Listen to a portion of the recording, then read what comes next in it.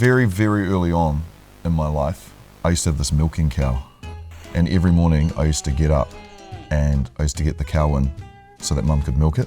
And I'd walk behind the cow, holding its tail, pretending it was a microphone. And I would sing and I would talk like I was on the radio. It's a legit story.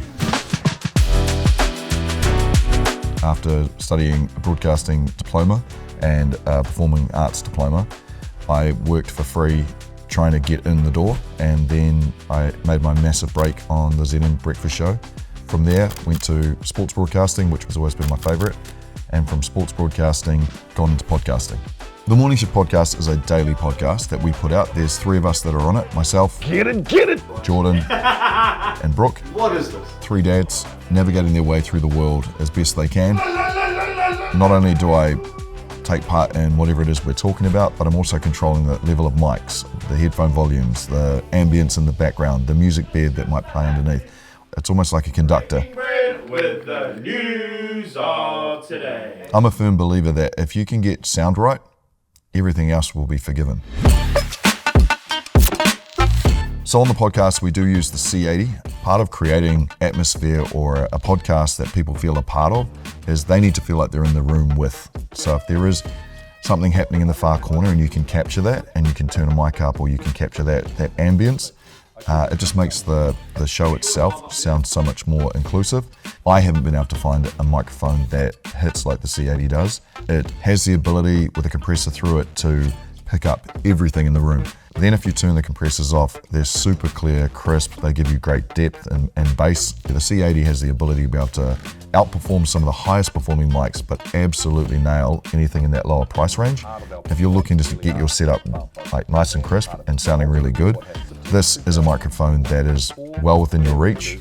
It suits most sound and sweep desks, and it's just nice to know that you can create that sound without having to mortgage the house. When you get a bad microphone, you just know straight away. It just puts pressure on you that the content has to be so much better. You're going to lose how great that content is because the audio is just not up to it. And we've been through a few microphones, but the idea behind what Sony's able to put out is the key to creating not only good content, but great sounding content. These are my favorite and probably most important part of my podcast setup. These are the MDR 7506, and these headphones are my consistency.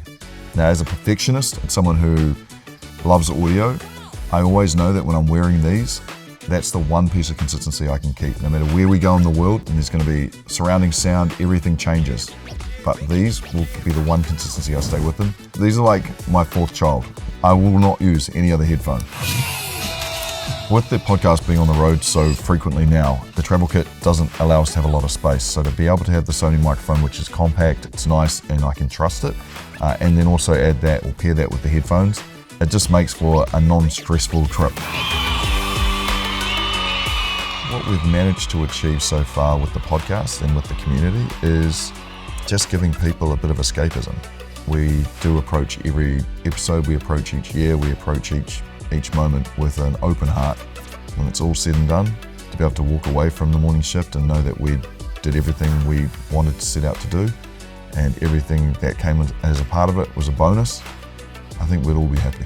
What I'm most proud of the entire journey has been that I've enjoyed it, that I have never been too focused on an end goal, that I haven't taken the chance to sniff the roses, that I have been able to get back up off the canvas despite being knocked down time and time again.